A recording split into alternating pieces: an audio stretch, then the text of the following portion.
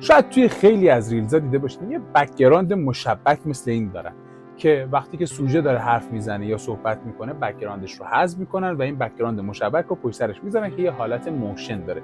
توی این ویدیو میخوایم بک‌گراند رو با هم دیگه بسازیم. پس همین الان ویدیو رو لایک کن، کانال رو سابسکرایب کن، بریم که با هم دیگه بسازیم.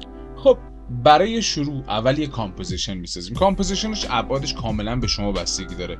من چون معمولا برای ریل از این تکنیک استفاده میشه، من حالا میام از 720 در 1280 استفاده میکنم یا مثلا 1080 در 1920، یعنی ابعاد رو یک جورایی برعکس میکنم. ابعاد آماده‌ام که اینجا تا دلتون بخواد فتو برافونه.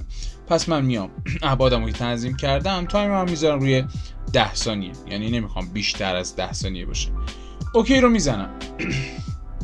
خب اوکی که زدم، من این کامپوزیشنم رو میام میذارم یه سر جاش، یه جایی همین حدودا اینجا باشه. این یهو به هم ریخت دلیلش رو نمیدونم، ولی خب خیلی ساده میکشم میذارم جایی که مد نظرمه.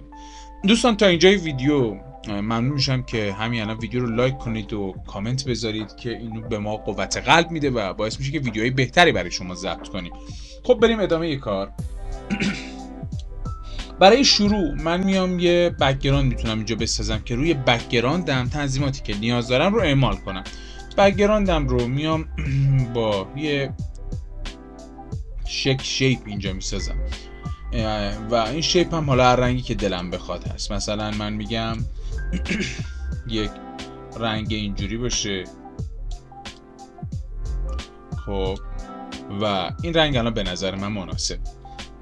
حالا که این رنگ رو ساختم بچه‌ها، میام گرید رو انتخاب میکنم. باید کجا برم؟ باید داخل افکت ها برم، دنبال گرید بگردم. گرید رو میام دنبال این گرید خالی، افکتش رو میارم و ایندازم روی این. یک همچین صفحه‌ای رو به من تحویل میده. خب یک سری تنظیمات داره و ما بریم تنظیمات رو با هم دیگه چک کنیم. ببینید این گزینه ها میتونید جمع شدنش رو، باز و بسته شدنش رو از سنتر، یعنی از مرکز تنظیم کنید. من ریست میکنم برگرد حالت قبلش، هر تنظیم بزنم و ریستش میکنم. خب اینجا ببینید میتونید تنظیمات بیشتری برای شبکه بندیاش برای خودتون اعمال کنید. خب من نمیخوام، میذارم رو همون حالت کورنر پوینت باشه و شما اگه بخواید میتونید با جزئیات بیشتری تنظیمش کنید. کورنرها رو اینجا میتونید بازتر یا بسته تر کنید. من یک همچین چیزی رو مثلا در نظر میگیرم. اینجا سایز بوردرشون رو ببینید، یه جورایی مثلا ضخامت این بوردرها رو میتونید تنظیم کنید. مثلا من میگم روی 12 باشه. خب به نظر من این مناسب. و از بغل ها هم یه جوری تنظیمش میکنم که از دو طرف یه جورایی این ور اون ور حالا بیرون زدگی نداشته باشه. هرچند تفاوتی هم نداره، این قراره حرکت کنه و زیاد تفاوت آنچنانی نداره. اینجا اینورت گرید رو داره، اینو که بزنید رنگا رو جابجا میکنه. یعنی الان مشکی بک‌گراند و این بوردرها اینجان و میتونید اینجا بوردرهایی که مشکیان رو جابجا کنید رنگش رو. من ترجیح اینه که حالا حالت پیش‌فرض خودش رو بزنم، نیازی ندارم همچین کاری کنم. کالر میاد، کالر بوردر رو برای ما تغییر میده. این بوردرها رنگ‌هایی دارن که ما بیایم اینجا رنگش رو تغییر بدیم. برای مثلا میگم که آقا این چه رنگی بشه، قرمز بشه، بنفش بشه، آبی بشه یا هر رنگی که مد نظر من هست. خب که میتونید انتخابش کنید. از اینجا اپاسیتی هست که شفافیتشه، میتونید اینجا میزانش رو کم یا زیاد کنید. و اینجا در نهایت میتونیم بگیم آقا مثلا من یه بک‌گراندی بود که از اول ساختم، بک‌گراندم خودم رو نشون بده دیگه، این چیه؟ پس میام ادش میکنم. حالا مدل‌های مختلف دیگه هم هست، اینا رو میتونید تغییر بدید. من میگم اد کن، میاد بک‌گراندی که قبلا برای خودم تنظیم کردم رو نمایش میده. من ریست میکنم، همه چی برگرده به حالت دیفالتش و اون چیزی که میخوام رو تنظیم کنم. من فقط میخوام این بشه 12 بوردرش که یک مقدار قطر بیشتری داشته باشه و در نهایت اینجا اد بشه. و اینجا که اد شد برای من کفایت میکنه. من دیگه فعلا اینجا رو دستکاری نمیکنم. خب فقط خواستم تنظیمات رو حدودی به شما نشون بدم. بعد که این کارا رو انجام دادیم میام از قسمت گرید، خب قسمت ببخشید افکت ها، گرید رو پاک میکنم که سرچش کرده بودم. اینجا میزنم موشن. خب ببینید بچه‌ها، موشن رو که سرچ کنید یک افکتی میاد براتون به اسم موشن تایل. خب و این رو هم میگیرید اضافه میکنید به قسمت افکت هامون یا از اینجا میندازید روی این، فرقی نمیکنه. من اینجا چون این صفحش بازه من اینجا اضافه کردم زیر اون یکی. خب حالا که اضافهش کردم، اینم یه سری تنظیمات داره بچه‌ها، ولی تنظیماتی که به کار شما میاد در واقع همین قسمت تایل سنتر هستش. که به شما میگه از کدوم جهت حرکت کنه. ببینید میگه توی محور اینجوری حرکت کنه، ببینید به سمت بالا و پایین حرکت کنه، یا توی این محور حرکت کنه. من ریست میکنم برگرده حالت عادیش، پس اینجا به درد ما بیشتر میخوره.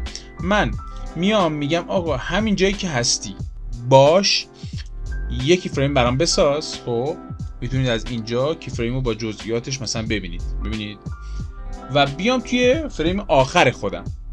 توی فریم آخر میگم که آقا اینجا بودی، حالا بیا رو به پایین، بیا بیا بیا بیا رو، یا برو رو به بالا، هر جوری که شما دوست دارید. ببینید برو رو به بالا، خیلی مثلا برو تا جایی که مثلا به تایم ویدیوتون بخوره. میتونید عددش هم دستی وارد کنید. خب الان من اگر این پلی کنم اینجا رو، میبینید این داره حرکت میکنه و یه حس قشنگی انتقال میده. میتونید همینجوری توی بک‌گراندهای ویدیوتون ازش استفاده کنید. حتی توی دو جهت هم میتونه حرکت کنه. بچه‌ها نگاه کنید، مثلا من اینجا گذاشتم بهش میگم علاوه بر این اینجوری هم حرکت کن. یعنی الان اینا اینجوری بزنم میبینید کج حرکت میکنه. میبینید یک همچین حسی رو توی بک‌گراند ایجاد میکنه و حس باحالیه. توی بک‌گراند خیلی از ویدیوهای ریلز هستش. شما ویدیوی خودتون رو با پرده سبز ضبط میکنید با کروماکی و میایید اینجا بک‌گراندش رو حذف میکنید و میذاریدش روی این صفحه. یعنی این میشه بک‌گراند شما و یه حس باحالی. حالا تدوین حالا مسائل مختلف و پیچیده خودشو داره که جلوتر حالا آموزش میدیم چه کارا و چه تکنیکایی انجام بدیم برای تدوین، چه جوری میتونیم تدوینای حرفه‌ای انجام بدیم، همه رو آموزش میدیم. ولی اینا پایه‌هاشه، داریم پایه‌ها رو به شما آموزش میدیم. ما الان هم موشن گرافیک هم تدوین و همه رو با هم دیگه می‌خوایم آموزش بدیم. فقط میگم تنها چیزی که ما انرژی میده همینه که شما لایک رو بزنید و یک کامنت مثبت برای ما بذارید و این کلی انرژی مثبت به من میده. خب موشن رو که موشن تایل رو که زدیم اینجا بچه‌ها، خیلی تنظیمات دیگه میتونیم اعمال کنیم و اینا رو در آینده باش آشنا میشیم کامل. ولی مثلا من میام یه مدل دیگه به شما میگم، مثلا ویو رو میزنم. خب اینجا یه دونه ویو وارپ هستش. خب میگیرم اینم میندازم زیر این. میبینید در جا این حالت رو به خودش گرفت. این ویوا حرکت میکنن بچه‌ها، میبینید. خب حالا این حرکت ها رو میایم یکم روشون کار میکنیم. حالتهای مختلفی داره. میگه حالت اسکوئر باشه، حالت تراینگل باشه، حالت مختلفی که اینجا براتون گذاشته، از حالت سیرکل گرفته تا نویز و هر چیزی که فکر کنید که دیگه اینا بسته به سلیقه خودتون داره. خب من میتونم مثلا این حالت رو ببینید استفاده میکنید، یه حس باحالی داره انتقال میده، جالبه. خب ولی من الان میخوام تو این ویدیو از حالت ساینش استفاده کنم. حالا اگه اشتباه بگم یا اشتباه نگم تلفظشو من نمیدونم. من میگم ساین، سین یا هر چیزی که شما فکر میکنم سین باشه که منظورش حالت سینوسیه. خب اینجا یه ویو هایت داره. اگه اسم درستشو میدونید حتما برای من تلفظ فارسی درستشو بنویسید چون برام مهمه.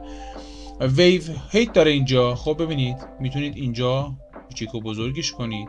من ترجیح میدم زیاد بزرگ نباشه، در همین حد کافیه. اینجا میتونید یه مقدار حالتشو کشیده تر کنید. خب اینجا میتونید زاویه‌اش رو تغییر بدید. خب مثلا کمی تغییرش میدم که اینجوری میتونید به صورت دستی هم تغییر بدید دیگه، حالا هر جوری خودتون سلام میدونید. اینجا سرعتشه بچه‌ها، ویو اسپیده. خب نگاه کنید اگه حرکتش رو ببینید الان چقدر باحال‌تر شده، این موج دریاست. خب و حس جالبی انتقال میده. و بعد از ویو اسپید حالتهای مختلفش رو داره. آل اج رو داره، مثلا میگه حالت لفت اج بشه. اینا همه چیز قابل تنظیم. مثلا من آل اج رو که میذارم بالا و پایین رو برای من میبنده خیلی بهتر میشه. میبینید اون حالت خالی بودنش که مثلا نون میذارم این بالاها خالیه رو برای من اصلاح میکنه. میتونید حالت سنتر بذارید، میتونید حالت تاپ اج بذارید، ببینید پایینش خالیه بالاش بسته است. ولی آل اج که میذارید لبه ها رو برای شما ببنده خیلی عالی میشه. و تنظیمات دیگه ای که حالا میتونید خودتون اعمال کنید مثلا. خب که دیگه چیزی اینجا نمیمونه. و اینجا آنتی الاینگ هستش بچه‌ها. ببینید واقعیت برای قسمت آموزشی من نمیام اینو بزنم روی های، خب چون گیر میکنه احتمال زیاد. خب سعی میکنه اون لبه ها رو از بین ببره و کیفیت بالایی رو به شما تحویل بده. اون نویزایی که داخل صفحه هستش این گزینه برای شما از بین ببره. اگر سیستم ضعیفی دارید میتونید این رو روی همون حالت لو بذارید که بهتر هم هستش. من الان تنظیماتم هم روی کوارتر هستش، اگه بذارم روی فول قطعا کوچولویی میبینید اینجوری که میبینید هستش. هر چقدر هم سیستمتون قدم، مگه اینکه مثلا میگم الان این سیستمی باشه که حداقل 128 گیگ رم داشته باشین کلا سیستمتون کارت NVMe حرفه‌ای بشه و خب شاید اینجا گیر نکنه، ولی بازم افتر افکت همیشه ضربه خودشون میزنه و گیر میکنه. در نهایت که همچین صفحه‌ای رو به ما تحویل میده که میتونید توی بک‌گراند ویدیوهاتون ازش استفاده کنید، توی ریلز ها، توی ویدیوهایی که حالا با ابعاد مختلفی مثل 80 و 720 باشه یا 4K باشه، یا اینی که ابعاد ریلز باشه یا شورت ویدیو باشه و میتونید به بهترین شکل از اینا استفاده کنید. توی آموزش جلسه بعدی میام و یه ویدیو رو که روی پرده سبز گرفتم میارم و روی این قسمت اضافه میکنم که اونم یاد بگیرید و بدونید چطوری میتونید بک‌گراند پرده سبز رو حذف کنید و اینجا اضافهش کنید و خیلی آموزش کاربردیه. امیدوارم که لذت برده باشید. لایک و کامنت فراموش نشه. تا درود دیگر، بدرود دوستان جان.